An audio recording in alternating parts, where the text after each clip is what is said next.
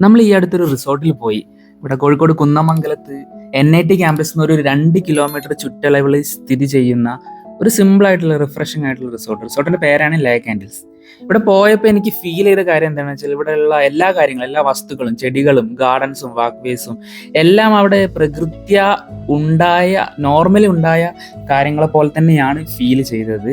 നമുക്ക് എൻജോയ്മെന്റിന് വേണ്ടി പല കാര്യങ്ങളും അവർ സെറ്റ് ചെയ്തിട്ടുണ്ട്. സൈക്ലിങ്, ഫിഷിങ്, ഗ്രീനറി വാക്വേസ്, അതുപോലെ തന്നെ തൂവെള്ള നിറത്തിലുള്ള മുയൽക്കുഞ്ഞുങ്ങൾ, പിന്നെ കടുവയുടെ ഗാംഭീര്യത്തിൽ നടക്കുന്ന കുറച്ച് പേർഷ്യൻ ക്യാറ്റ്സ് ഒക്കെ അവിടെ ഉണ്ടായിരുന്നു. ആ ഒരു ഏരിയയിൽ നിന്ന് നമ്മൾ കുറച്ച് മുകളിലോട്ട് കയറി പോയി കഴിഞ്ഞാൽ എല്ലാവർക്കും കോമൺ ആയിട്ട് ഉപയോഗിക്കാവുന്ന ഒരു മനോഹരമായിട്ടുള്ള ഒരു ചെറിയൊരു പൂളുണ്ട്. ആ പൂളിന് പ്രത്യേകം എന്താണെന്ന് വെച്ചാൽ പൂളിന് അധികം ഡെപ്ത് ഇല്ല. ഇപ്പോൾ നീന്തൽ അറിയാത്ത ആളുകളാണെങ്കിൽ പോലും നമുക്ക് അതിൽ ഇറങ്ങാനും നീന്താനും എൻജോയ് ചെയ്യാനും പറ്റുന്ന തരത്തിൽ തന്നെയാണ് അത് സെറ്റ് ചെയ്തിട്ടുള്ളത്. അതിനോട് ചേർന്ന് വരുന്ന ഒരു ലൈൻ ഡൗൺ ഒരു ചെയർ ഉണ്ട്.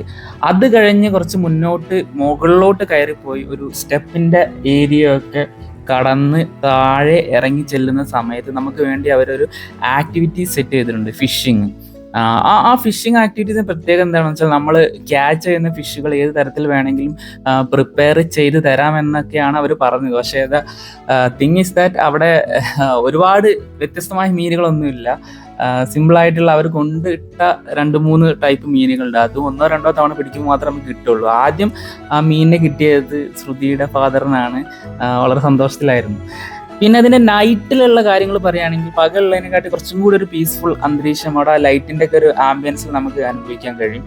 നമ്മൾ നേരത്തെ കണ്ട ആ സ്റ്റെപ്പിനോട് ചേർന്ന് തന്നെയാണ് ഇതിൻ്റെ റെസ്റ്റോറൻറ്റ് വരുന്നത്. ഒരു ഔട്ട്ഡോർ റെസ്റ്റോറൻ്റ് ആയിട്ടാണ് ഫീൽ ചെയ്തത്.